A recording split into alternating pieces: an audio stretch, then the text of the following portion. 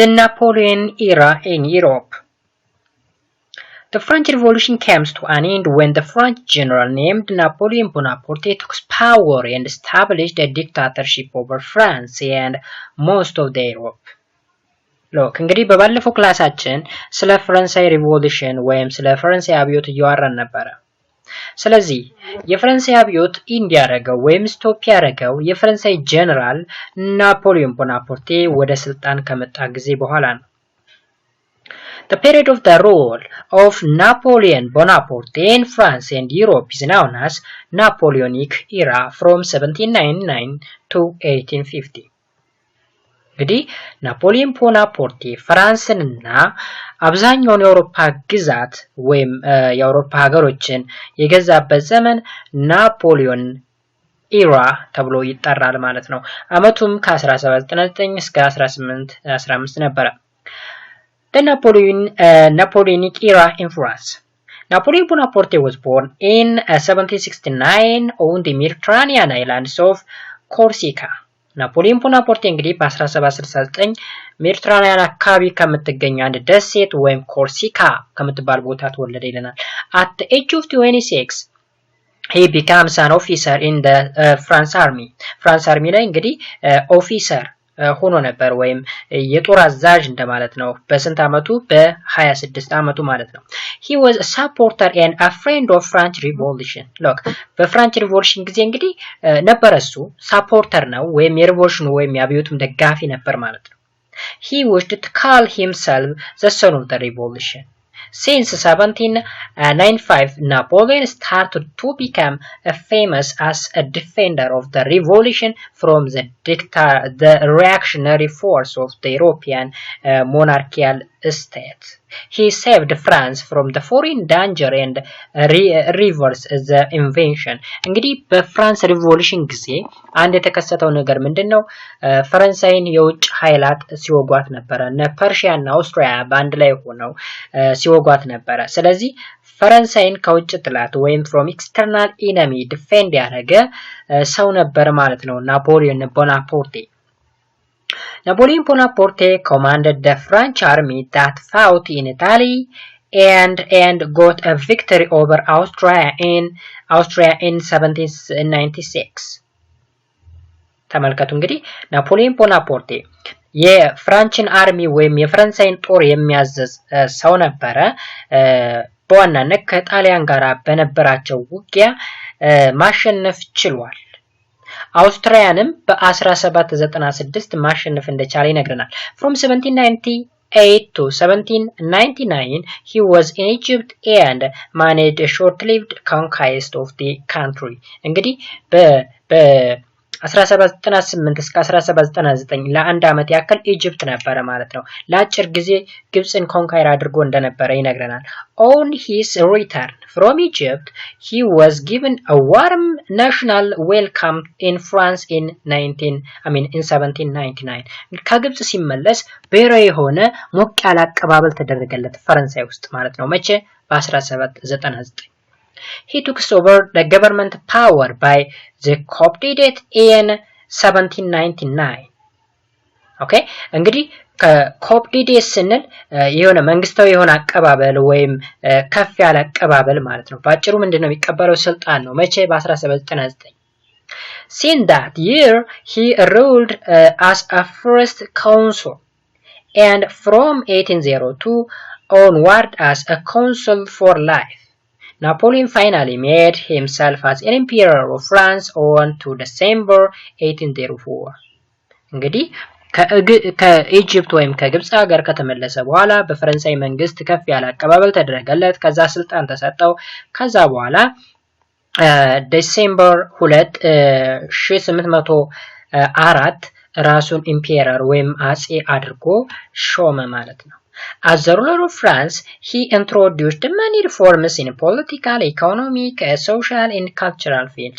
እንግዲህ የፈረንሳይ ገዢ በነበረበት ሰዓት ወይም መሪ በነበረበት ሰዓት ብዙ ለውጦችን አምጥቷል። በፖለቲካው ዘርፍ ሊሆን ይችላል፣ በኢኮኖሚኩ፣ በማህበራዊ እንዲሁም በባህላዊ ዘርፍ ብዙ የሚባሉ ሪፎርሞችን ወይም ለውጦችን አምጥቶ ነበር ማለት ነው። Some of the reform and change introduced by Napoleon are listed below. The first one, he made himself as imperial dictator. የመጀመሪያው እንግዲህ ራሱን ዲክታተር አድርጎ ነው የሾመው የመጀመሪያው ማለት ነው። He introduced a press consorship and used the police and the army in order to strengthen his dictatorship. Dictatorship ማለት እንግዲህ የወታደራዊ መንግስት እንደማለት ነው። ሰው እሱን ነገር ነው ያቋቋመው። እሱን ለማጠናከር ደግሞ ፖሊሶችን አደራጀ፣ የጦር ኃይሎችን አደራጅቶ ራሱን strong እንዲሆን ለማድረግ ቻለ። His administration was highly centralized. centralized ማለት ስልጣን በተወሰኑ ሰዎች ቁጥጥር ውስጥ መሆን ማለት ነው። Napoleon appointed governors and all officials and stopped the practice of election for some offices, which was started during the French Revolution. እንግዲህ በፍራንች ሪቮሉሽን ጊዜ ኮንስቲቱሽን ተቋቁሞ ሰዎች የመምረጥ እና የመመረጥ መብት ነበራቸው። ያ ማለት አክቲቭ ሲቲዝን እና ፓሲቭ ሲቲዝን ብለን በሁለት ከፍለን አይተናቸው ነበር። አክቲቭ ሲቲዝኖች በኤሌክሽን ወይም በቮቲንግ ወይም በአጭሩ በፖለቲካል ዘርፍ ፓርቲሲፔት የሚያደርጉ ነበሩ። ፓሲቮች ደግሞ ግብር መክፈል የማይችሉ በፖለቲካል ዘርፍ ፓርቲሲፔት የማያደርጉ ነበሩ። ስለዚህ ናፖሊዮን ቦናፓርቴ ከመጣ በኋላ ብዙ የገቨርንመንት ኃላፊዎችን በማስወገድ ምርጫ የሚባል ነገርን በሙሉ ማጥፋት ቻለ ማለት ነው። Next, he introduced the Napoleonic Code of Law in 1804. This enabled some of the gain of the French Revolution to sustain. ተመልከቱ እንግዲህ መቼ በ1804 እንግዲህ ናፖሊዮኒክ ኮድ ኦፍ ሎው የሚባል አዲስ ህግ አጸደቀ ማለት ነው። His law granted a civil equality to all persons regardless of birth, wealth and rank. ኦኬ እንግዲህ ምንድነው ያደረገው ይሄ ሎው አጠቃላይ ምንድነው የሚሰጠው ለሁሉም ሰው እኩል የሆነ መብት ምንም አይነት በውልደት ተጽዕኖ ሳይደረግ በሀብት ተጽዕኖ ሳይደረግ በየትኛውም የኑሮ ደረጃ ያሉ ሰዎች በሙሉ እኩል እንደሆኑ ሲቪል ራይት ወይም ሲቪል ኢኳሊቲ ተሰጣቸው ማለት ነው። በዚህ ሎው አማካኝነት ያ ማለት ናፖሊዮን ኮድ ኦፍ ሎው በሚለው ህግ መሰረት ማለት ነው። Peoples were given the right to choose their occupation and religion. ሎክ እዚህ ላይ ኤሌክሽን ስንል ወይም choose ስንል ስራቸውንና ሃይማኖታቸውን እንጂ ፖለቲካል ዘርፍ ላይ አይደለም። ምክንያቱም he is already a dictator leader. እዛ ላይ እንግዲህ ዲክታተር የሆነ ሊደር አድርጎ ራሱን ሾሟል። ኢሌክሽን የሚባል ነገር አያስፈልግም። ነገር ግን ለሲቪላውያን ወይም ባጭሩ ለሲቲዝኖች ስፔሻል የሆነ መብት ተሰጥቷቸዋል። ያ ማለት ኢኳሊቲ የሚባለው ነገር ያ ማለት የፈለጉትን ስራ የመምረጥ የፈለጉትን ሃይማኖት የመምረጥ መብት ተሰጥቷቸው ነበር ማለት ነው። ወደ ሶስተኛው ስንመጣ employment and promotions in the government offices were made based on the ability. employment ስንል እንግዲህ የሥራ ቅጥር ስራ ቅጥርን በተመለከተ በገቨርንመንት ኦፊሶች ወይም በመንግስት ቢሮዎች የሚቀጠሩት በዘመድ አዝማድ ምናምን ሳይሆን ኤቢሊቲን መሰረት አድርጎ ነበር ማለት ነው።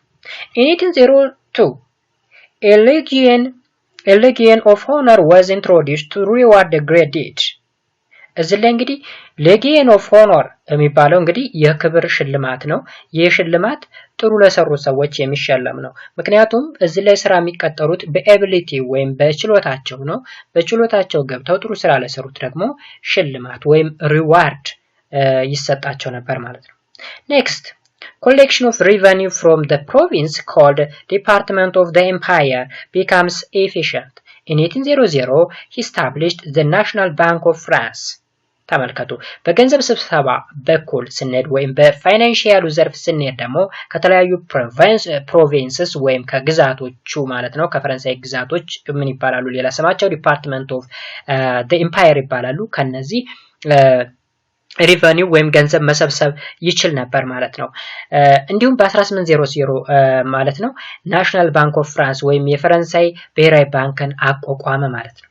ናፖሊዮን was able to avoid financial problem. ስለዚህ ስራ በመስራቱ ፋይናንሻሊ ወይም ገንዘብ ጋር የተገናኘ ችግርን በሙሉ አስወገደ ማለት ነው። agriculture industries were given support. እንግዲህ የገንዘብ ችግር እንዳይገጥመው አግሪካልቸር እና ኢንዱስትሪውን በከፍተኛ እርዳታ እንዲነቃቃ ወይም እንዲያድግ የማድረግ ስራም ሰርቶ ነበር ማለት ነው። ሌላኛው ደግሞ public work were carried out. road, bridge, monument, and palaces construction were carried out. Paris was beautified. እንግዲህ ሌላው ስራ ደግሞ ፐብሊክ ወርክ ነው። ስለዚህ ፐብሊክ ወርክ ላይ ምን ተሰሩ? ሮዶች ወይም መንገድ ተሰራ፣ ድልድዮች ተሰሩ፣ የተለያዩ ህንጻዎች ይሰራሉ፣ ግንቦች ይሰራሉ፣ ቤተመንግስቶች ኮንስትራክሽን ምናምን ተሰሩ። ከዛ ፓሪስ እጅግ በጣም አበበች ወይም ተዋበች ማለት ነው። He settled difference between his estate and the church. This was done by an agreement with the Roman Catholic Pope in 1801. The Pope finally accepted the confiscation of the church property and Napoleon promised to pay the salary of the clergy of France. ሌላኛው ደግሞ ምንድነው? በቤተ ክርስቲያንና በስቴት መካከል ያለውን ዲፈረንስ አጠፋ። ከዛ በተጨማሪ እንግዲህ ቸርች ምንላት የሮማን ካቶሊክ ቸርች ነው እዛ የነበረው። ይሄ የተከናወነው በ1801 ነው። ምንድነው የሆነው? ከሮማው ፖፕ ጋራ ባደረጉት ስምምነት መሰረት የቤተክርስቲያኗ ሀብት በሙሉ ለመንግስት እንዲገባ፣ ከዛ በተጨማሪ ደግሞ በቤተክርስቲያኗ ያሉ ክለርጂዎች ወይም ባጭሩ ካህናቶች ደሞዝ እንዲከፈላቸው ደሞዝ እንዲከፈላቸው ቃል ገብቶለት ነበር ማለት ነው ለፖፕ። ሌላው ደግሞ steps were taken to expand education. State secondary schools and university were opened. The church was allowed to keep its school. ሌላኛው ደግሞ ዘመናዊ ትምህርት ቤት እንዲገነቡ በተለይ ሁለተኛ ደረጃ ትምህርት ቤቶች ዩኒቨርሲቲዎች እንዲከፈቱ ተደረገ። ነገር ግን የቤተክርስቲያን ትምህርት ቤት እንዳለ እንዲቀጥል ዝጉ አልተባሉም። ቤተክርስቲያኖች የቤተክርስቲያን አስተምሮ አለ እሱ እንዳለ እንዲቀጥል የማድረግ ስራም ሰርቶ ነበር። In his colonial policy, Napoleon regained Louisiana for France, but it was sold it for $11 million to USA in 03. እንግዲህ በኮሎኒያል ፖሊሲ ደግሞ በቅኝ ግዛት ማለት ነው ናፖሊየን ማንን አገኘ ይለናል? ሉሲያና የምትባልን ግዛት አገኘ። ነገር ግን በኋላ ለማንሸጣት ለአሜሪካን በስንት? በ$11 ሚሊዮን በ1803 ሸጣት ማለት ነው። Napoleon's government in France was a military dictatorship. እንግዲህ ከዚህ ቀደም እንደወራ ነው የናፖሊዮን ግዛት ወይም መንግስት ሚሊታሪ ዲክታተርሺፕ ነው ወይም ወታደራዊ መንግስት የሚባል ማለት ነው። The Bonapartist dictatorship, however, had its own good side. In France, reforms of Napoleon kept the fruits of the French Revolution, like civil equality, and achieved a great deal of constructive work. እንግዲህ ምንም እንኳን ዲክታተርሺፕ ቢሆንም ለፈረንሳይ ጥሩ ነገር አድርጓል። ጥሩ ለውጦችን አምጥቷል። ስፔሻሊ የፈረንሳይ ሪቮሉሽን ደጋፊ ስለነበረ አንዳንድ ጠቃሚ ነገሮችን እንዲደረጉ ለማድረግ ችሏል ማለት ነው። ስፔሻሊ ሲቪል ኢኳሊቲ ወይም የህዝቦች እኩልነት የሚባለውን፣ ከዛ በተጨማሪ ደግሞ ኮንስትራክቲቭ ወርክ ላይክ ሮድ፣ ብሪጅ ስንላቸው የነበሩ ነገሮች ማለት ነው። ሞኑመንት፣ ፓሌሶች ምናምን እንዲገነቡ የማድረግ ስራ ሰርቶ ነበር። but his rule did not allow political democracy to the people. ነገር ግን ምንም እንኳን ለህዝቡ መሰረታዊ የሚባሉ ነገሮችን ማድረግ ቢችልም እንኳን በፖለቲካው ዘርፍ ግን ማንም ጣልቃ እንዲገባበት አይፈልግም። because he is a dictatorship. he was a dictatorship. እንግዲህ ዲክታተርሺፕ ስለነበረ በፖለቲካው ዘርፍ ኤሌክሽን ቮቲንግ ምናምን ባል ነገር ፈጽሞ የተወገዘና የተከለከለ ነበረ ማለት ነው። next step, the spread of the idea of democracy. Napoleon Bonaparte was ambitious for glory. እንግዲህ ናፖሊዮን ቦናፓርቴ ለክብሩ የሚጓጓ ሰው ነው። By 1799, at the age of 30, he had become a master of France. He conquered the nation of Europe, built a European empire and ruled it until 1840.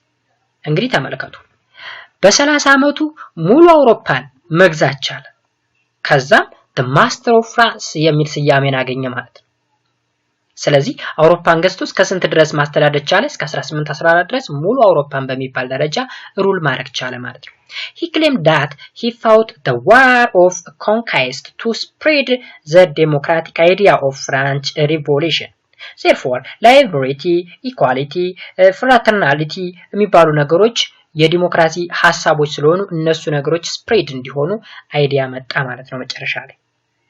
And for the glory of France, ያ ማለት ለፈረንሳይ ክብር ሲባል እነዚህ ነገሮች እንዲካተቱ ሆኑ። ምክንያቱም እነዚህ ላይበሪቲ ወይም ነፃነት፣ ኢኳሊቲ፣ እኩልነት፣ ፍራተርናሊቲ፣ ወንድማማችነት ምናምን የሚባሉ ነገሮች በሙሉ የዲሞክራሲ ጽንሰ ሀሳብ ውስጥ ያሉ አይዲያዎች ስለሆኑና በፍራንች ሪቮሉሽን ውስጥ የሚፈለጉ ሀሳቦች ስለነበሩም ጭምር። Napoleon was a great political and military leader. He built a grand army that had 600,000 troops by 1812. እንግዲህ ናፖሊዮን በፖለቲካል እጅግ በጣም የገነነ እንዲሁም በሚሊታሪውም ትልቅ ሰው የሆነ ወይም የሚሊታሪም ሊደር ወይም መሪም ነበር። ዚህ ምንድን ያደረገው ወደ 600,000 የሚደርሱ ወታደሮችን በ1812 ነው የነበሩት ማለት ነው። His army was made up of horsemen and foot soldiers, which used a weapon like cannon, firearm and sword. ኦኬ ወታደሮቹ እንግዲህ እነዚህ 600,000 የሚባሉ ወታደሮች ግማሾቹ እግረኛ ናቸው፣ ግማሾቹ ፈረሰኛ ናቸው። የሚጠቀሙት የጦር መሳሪያ ቦምብ ይጠቀማሉ፣ መድፍ ይጠቀማሉ፣ የተለያዩ መሳሪያዎችን ቀስት ምናምን የመሰሰሉ ነገሮችን ይጠቀማሉ ማለት ነው። So Emperor Napoleon I fight European coalition force. እንግዲህ ናፖሊዮን the ወይም ናፖሊዮን አንደኛ የሚባለው ንጉስ የፈረንሳይ ንጉስ ሲሆን ሙሉ አውሮፓን ሲገዛ ነበረ። ግን አውሮፓውያን ባንድ ላይ ሆነው ወይም የአውሮፓ ህብረት ባጭሩ ዩሮፒያን ኮሊሽን የሚባለው ፎርስ ናፖሊዮንን ገጠመው ማለት ነው። At one time or another, he fought against Britain, Persia, Russia, Austria, Italy, Southern and Western Germany, Spain, Belgium, Holland, Poland, Sweden and Switzerland. እነዚህን ሀገሮች በሙሉ ነው ሲገዛ የነበረ። ነገር ግን በኋላ እየተነሱ ፋይት ያደርጉ ጀመረ ማለት ነው፣ እየተመለሱ ማለት ነው። ኢቭን ብሪቴን ራሱ ሳትቀር እንግዲህ ብሪታንያ ከፈረንሳይ በፊት አብዮት ጀምራ ትልቅ ቦታ ላይ እየደረሰች እንደነበረች ብሪቴን ሪቮሉሽን የሚለውን ወይም እንግሊሽ ሪቮሉሽን የሚለው ላይ አይተናል ፓርት 1 ላይ ማለት ነው። Between 1805 and 1808 he built a large European empire. In 1808 the Napoleonic Empire included Belgium, Spain, Holland, Switzerland, Italy and southern and western German states on the Rhine River. እነዚህ በሙሉ የፈረንሳይ ግዛቶች ነበሩ ማለት ነው በ1808 and Poland in addition to France. At this time, Russia, Persia, Denmark and Norway were the Napoleon ally. ተመልከቱ እዚህ ላይ እንግዲህ መከፋፈል ሊጀምር ነው። መጀመሪያ ምንድን ነው ያለው? in 1808 እንግዲህ ከ1805 እስከ 1808 እነዚህ ተደረደሩት ሀገሮች በሙሉ የፈረንሳይ ግዛቶች ነበሩ። ነገር ግን በመጨረሻ በ1808 Napoleonic Empire include Belgium, Spain, Holland, Switzerland, Italy, southern and western German state on the Rhine River and Poland in addition to France. At this time, Russia, Persia, Denmark and Norway were the Napoleon allies. እንግዲህ ክፍል ነበሩ ማለት ነው ወይም የዛ ክፍል ነበሩ ማለት ነው። አላይስ ስንል እንግዲህ የጦር ጓደኛ ወይም ወዳጅ ወይም ባጭሩ አብሮ መሆን መዋድ እንደማለት ነው። ስለዚህ የዛ ክፍል ነበሩ። Most of Europe was under his control, which he was at the highest of his power. እንግዲህ እነዚህ ግዛቶች በሙሉ የሱ በነበሩበት ጊዜ ናፖሊዮን ከፍተኛ ደረጃ የደረሰበት ወይም highest of his power ምንለው ባጭሩ ትልቅ ስልጣን ላይ ወይም ትልቅ ደረጃ ላይ የደረሰበት ጊዜ ነበር ወይም ፈረንሳይ ሙሉ አውሮፓን የገዛችበት ዘመን ነበር እንደማለት ነው። here ይሄን እንግዲህ ይሄ ሰው ነው ናፖሊዮን ቦናፓርቴ ወይም ኤምፔረር ናፖሊዮን the first የሚባለው ማለት ነው። Napoleon and his troops spread the democratic idea of the French Revolution or civil equality wherever they went in the different corner of Europe. እንግዲህ ናፖሊዮንና ተከታዮቹ ወይም ባጭሩ ወታደሮቹ የዴሞክራቲክ አይዲያን ስፕሬድ ማድረግ ወይም ማስፋፋት ጀመሩ። ስፔሻሊ የሲቪል ኢኳሊቲ የሚባለውን ማለት ነው። ኦኬ ሲቪል ኢኳሊቲ ያ ማለት ሁሉም ማህበረሰብ እኩል ነው በሚለው ማለት ነው። ነገር ግን እዚህ ውስጥ ፖለቲካው ዘርፍ አይካተትም። በፖለቲካ ፓርቲሲፔት ማድረግ ኤሌክሽን ማካሄድ ቮቲንግ ምናምን አይፈቀድም። they attacked the old reactionary, conservative and feudal order and privilege እነዚህ እንግዲህ ምንን አታክ ያደርጋሉ ሪአክሽነሪዎችን ኮንዘርቫቲቭ እና ፊውዳል ኦርደሮችን ማለት ነው ምን ማለት ነው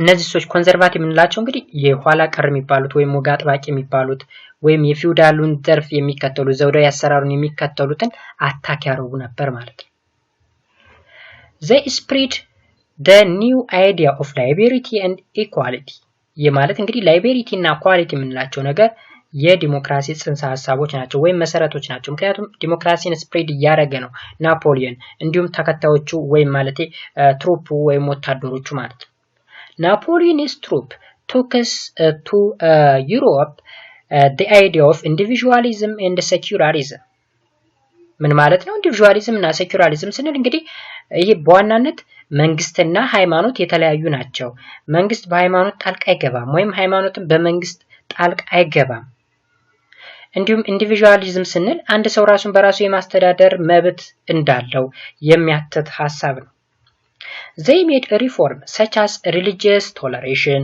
ወይም ምን ማለት ነው ይሄ የሃይማኖት መከባበር መቻቻል abolition of serfdom and civil equality እነዚህ በሙሉ የዲሞክራቲክ ጽንሰ ሐሳቦች ናቸው ስለዚህ እነዚህ ነገሮች እንደ አዲስ ሪፎርም ሆኑ ወይም ባጭሩ ተሻሻሉ ወይም አዳዲስ ለውጦች መጡ ማለት ነው They planted the idea of equality and rule of law ባጭሩ ምን ማለት ነው የህግ የበላይነት እና እኩልነት የሚባለው ነገር ትልቅ ቦታ እንዲሰጠው የማድረግ ስራ ሰሩ ማለት ነው ሌላኛው ናሽናሊዝም and the collapse of Napoleonic Empire ናሽናሊዝም ወይም ብሔርተኝነት እና የናፖሊዮኒክ ኢራ ወይም የናፖሊዮን ቦናፖርቴ መንግስት መውደቅ ምክንያቶች ምን ናቸው ወይስ እንዴት ወደቀ የሚለውን የምናይበት ይሆናል A strong European force challenged the Napoleonic Empire. Okay? እንግዲህ ጠንካራ የሚባሉት የአውሮፓ ኃይሎች የናፖሊዮኒክን ኤምፓየር ቻሌንጅ ማድረግ ጀመሩ. Old established national states and new arising national forces resisted French rule. Old established national state ምንላቸው ለምሳሌ እንደ ብሪቴን አይነት እንዲሁም ደግሞ new arising national force ስንል አዳዲስ ብሔራዊ ኃይሎች ከአውሮፓ ምድር እየተነሱ የፈረንሳይን አገዛዝ መቃወም ጀመሩ ማለት ነው Together with the resistance of the force of reaction and the conservation or conservatism, they destroyed the Napoleonic Empire. እንግዲህ እነዚህ ኃይሎች ወይም ባጭሩ የአውሮፓ ህብረት የሚባሉ በጋራ ሆነው የፈረንሳይን ኤምፓየር ወይም መንግስት ምን ማለት ቻሉ ማለት ነው መዋጋት ቻሉ ማለት ነው እዚህ ላይ እንደምታዩት እንግዲህ አውሮፓ ነው እዚህ ላይ የምናየው ነገር እነ ስፔን አሉ እነ ፍሬንች ኤምፓየር አለ እዚህ ላይ ግሬት ብሪታኒያ እንዲሁም ወደ አውሮፓ ልንገባ ስንል ደግሞ ማን ነው ወደ ኤዥያ ስንገባ ደግሞ ራሺያን እናገኛለን ሞስኮ ወይም ራሺያን ኤምፓየር አለ እነዚህ ሁሉ በሙሉ ነው ሲገዛ የነበረ ማለት ነው ስለዚህ the empire of Napoleon የሚባለው አጠቃላይ የዚህ ላይ የምናየው ነገር ነው ማለት ነው ኦኬ The first of this resistance comes from the direction of Britain. የመጀመሪያው እንግዲህ ሬዚስታንስ ወይም ተቃውሞ የመጣበት ከወደ ብሪቴን ወይም ከወደ እንግሊሽ ነው ማለት ነው Napoleon had a plan to conquer Britain, but his plan never succeeded.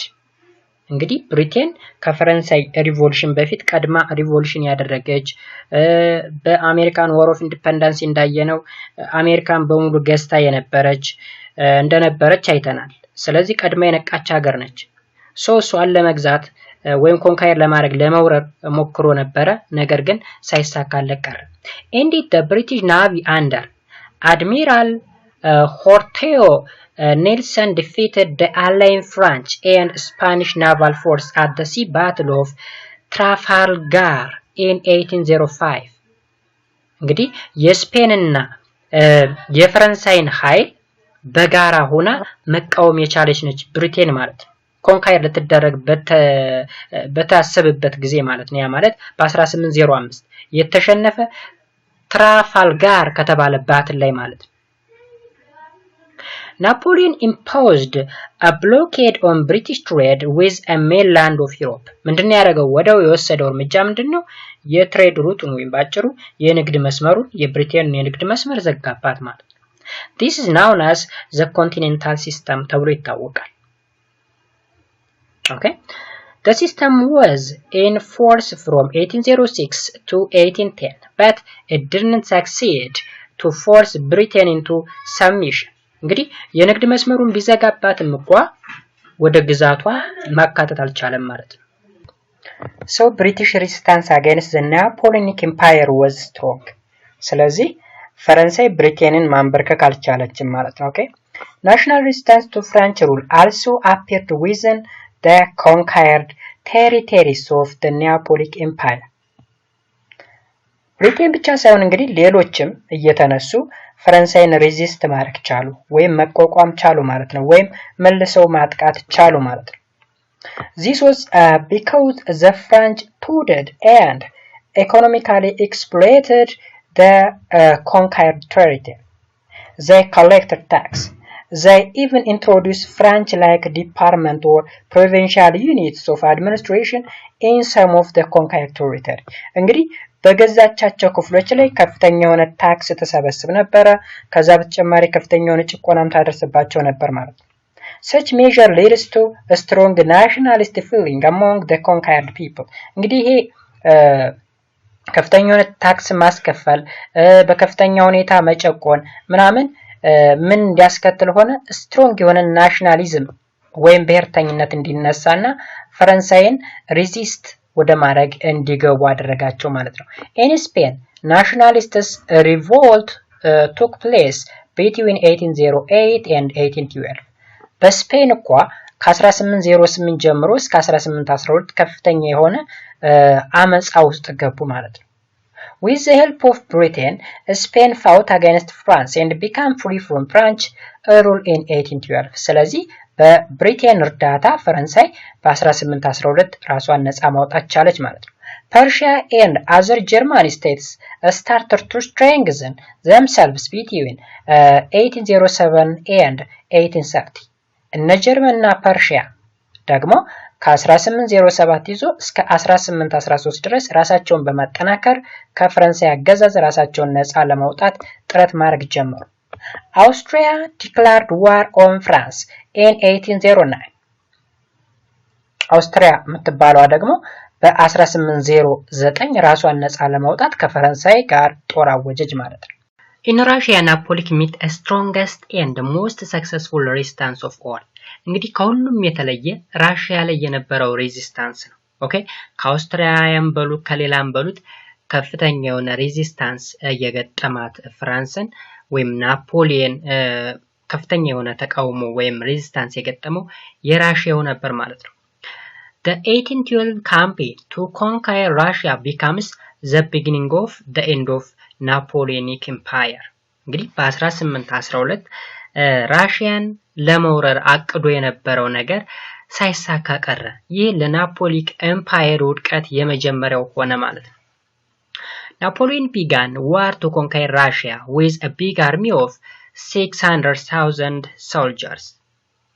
The Russians mobilized a force of 400,000 troops, but they chose to use the strategy of withdrawal and scorched earth tactic rather than fighting a major battle. Look, እንግዲህ ናፖሊዮን ቦናፓርቴ ምንድነው ያደረገው? 600,000 የሚደርሱ ወታደሮችን ይዞ ወደ ራሽያ ሄደ ማለት ነው። ራሽያ በበኩሏ ደግሞ 400,000 የሚደርሱ ወታደሮቿን ይዛ ወደ ጦርነት ሄደች ማለት ነው።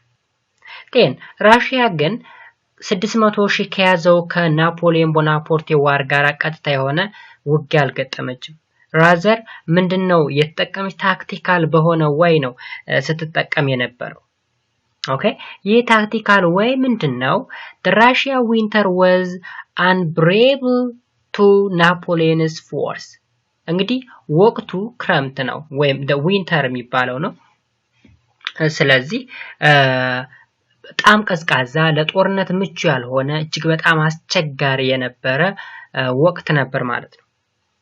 ስለዚህ በዚህ ወቅት ራሽያ ቦናፖርቴን በቀላሉ ማሸነፍ ይችላል ማለት ነው ወይዘር ኮንዲሽኑን በመጠቀም ማለት ነው ወይ ምቹ ያልሆነ ኮንዲሽንን በመጠቀም ማለት ነው ስለዚህ 600,000 ያክል ወታደሮችን ይዞ ቢሄድም እንኳን ስኬት ሳይቀነው ቀርቷል ማለት ነው It contributed much in the defeating of Napoleon Grand Army Hungary called and this defeat the French army ሎክ እንግዲህ የኛ ያክል ጦር ይዞ ሄዶ የናፖሊዮን ግራንድ አርሚ በሃንገር በኮልድ እንዲሁም በዲዚዝ ነው ዲፊት የተደረገው ማለት ነው ምንም አይነት ውጊያ ሳይደረግ When Napoleon occupied Moscow on September 14, 1812 he got it burned down and left it 5 weeks later እንግዲህ ናፖሊዮን ቦናፖርቴ መስከረም 14 1812 ሞስኮ ራሽያ ካፒታል ማለት ነው ወይም የራሽያ ካፒታል ሲቲ ነው እዛ ላይ ቢደርስም እንኳን ተቃጥሎ ነው ያገኘው ማለት ነው then ወዳውኑ በ5 ሳምንት ውስጥ ተመለሰ ማለት ነው Napoleon was defeated and withdrew from Russia then ከዛ በኋላ ምንድነው የሆነው ናፖሊዮን ተሸነፈና ከራሽያ ወጥቶ ሄደ ይላል ማለት ነው At the Battle of Leipzig in North Germany also known as the Battle of the Nation European coalition force of Russia, Britain, Sweden, Prussia and Austria defeat the retreating, tired and demoralized force of Napoleon. እነዚህ እንግዲህ the European coalition የምንላቸው ወይም የአውሮፓ ህብረት የምንላቸው እንደ ራሽያ፣ ብሪቴን፣ ስዊድን፣ ፐርሺያ እና አውስትሪያ ሆነው የዲሞራላይዝድ የሆነውን የናፖሊዮንን ፎርስ defeat ማድረግ ቻሉ ማለት ነው ማሸነፍ ቻሉ then Napoleon failed from Germany and went to France okay ጀርመን ላይ ውድቀቱን ተቀብሎ ወደ ፍራንስ ተመለሰ ማለት ነው the European coalition force occupied Paris and forced Napoleon to abdicate on March 31 1840 እንግዲህ ምንድነው የሆነው ናፖሊዮን ጀርመን ላይ ከተሸነፈ በኋላ ወደ ፈረንሳይ ተመልሶ መጥቷል then ተመልሶ በመጣ ጊዜ ዩሮፒያን ኮሊሽን ወይም የዩሮፒያን ህብረት ወይም የአውሮፓ ህብረት ፓሪስን ይዘው ነበር ማለት ነው okay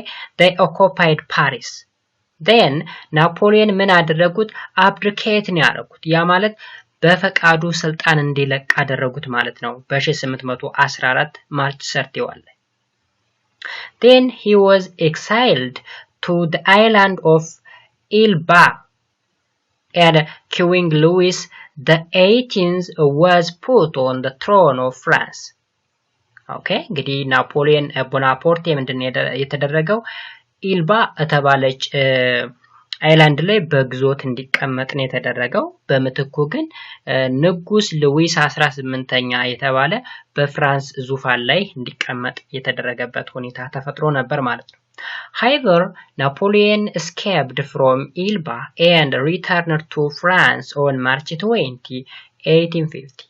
ነገር ግን ናፖሊዮን ቦናፖርቴ ከኢልባ ደሴት ላይ በግዞት ከነበረበት ቦታ ማለት ነው አምልጦ መልሶ ወደ ፍራንስ ሄደ ማለት ነው He ruled France for 100 more days ለመቶ ተጨማሪ ያክል ቀናት መግዛት ችሏል ተመልሶ ሄዶ ማለት ነው On June 18, 1850 at the Battle of Waterloo in Belgium the English commander Arthur Wellesley or the Duke of Wellesley ይባላል በሌላ ስሙ እንግዲህ መስፍን ማለት ነው ዱኬ ሲል መስፍን የዊሊንግተን መስፍን ማለት ነው and the Persia general Butcher defeated him በአንድ ላይ ሆነው እንግዲህ የእንግሊሽ ኮማንደር እና የፐርሺያው ጀነራል በአንድ ላይ ሆነው ናፖሊዮን ዲፊት ማድረግ ቻሉ ማለት ነው ወይ ማሸነፍ ቻሉ this was his end እንግዲህ የመጨረሻው የናፖሊዮን ቦናፖርቴ መጨረሻ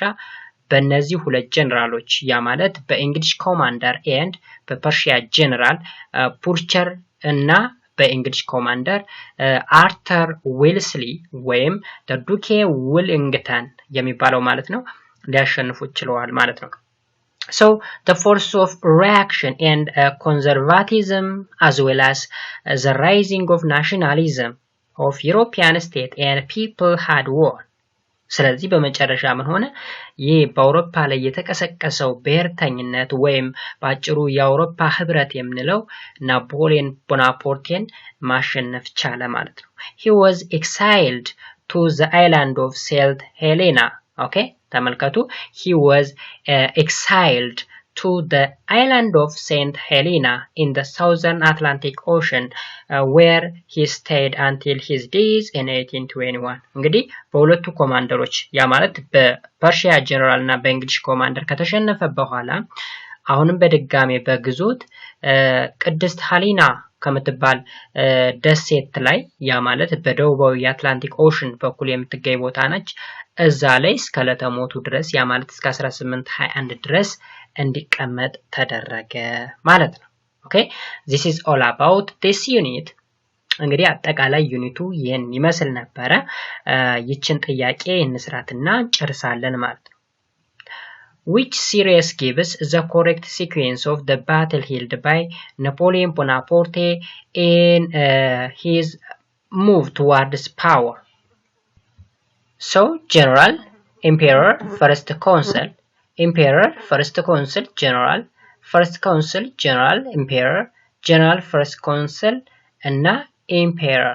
እንግዲህ ይሄ ምንድነው የሚባለው? የናፖሊዮን ቦናፓርቴ የስልጣን ታይትሎች ወይም ባጭሩ ማዕረጎች እነማን ነበሩ? በቀደም ተከተል እነማን ነበሩ ነው የሚለን። ኦኬ መጀመሪያ እንግዲህ ምንድን ነበረ? መጀመሪያ ጀነራል ነበረ። ያ ማለት ግብጽ አካባቢ ለአጭር ጊዜም ተቀምጦ ነበረ አርሚዎችን ኮማንድ ሲያደርግ ማለት ነው። ዴን ከዛ በኋላ ፈረንሳይ ላይ ሞቅ ያለ አቀባበል ተደረገለት ብለን ነበረ የምታስታውሱ ከሆነ ማለት ነው። ከዛ ፈርስት ኮንስል የሚባል ማዕረግ ተሰጠው። ከዛ በኋላ መጨረሻ ላይ ምንድን የሆነው? ራሱን ኢምፔረር አድርጎ ሾመ ማለት ነው። ስለዚህ ጀነራል first consul and emperor የሚለው መልሳችን ዲ ይሆናል ማለት ነው። በመጨረሻም the battle that marked Napoleon's final defeat was Leipzig, Waterloo, Jena, Trafalgar። ከአራቱ ባትሎች በመጨረሻ ናፖሊዮን ቦናፓርቴ የተሸነፈበት ባትል የትኛው ነው የሚለን። ኦኬ መልሳችን እንግዲህ ዋተርሎ ነው። ዋተርሎ የሚለው የት ነው ያለው መሰላችሁ? እዚህ ጋር ምን ይላል?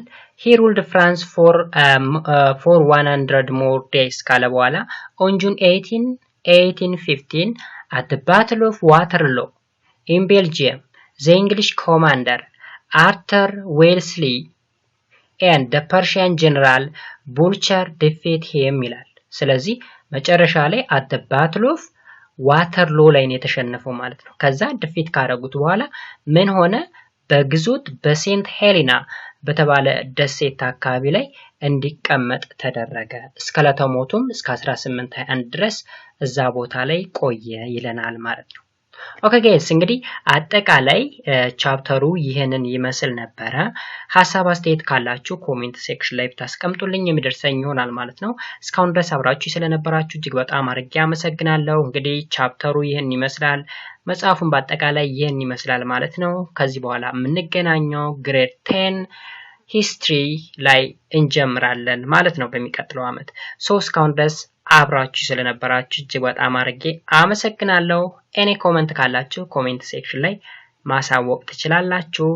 ለቻናሉ አዲስ ከሆናችሁ ሰብስክራይብ ማድረጋችሁን እንዳትረሱ። እስከዛው ድረስ እንግዲህ መልካም ሁሉ ተመኘውላችሁ። መልካም ጊዜ። ባይ ባይ።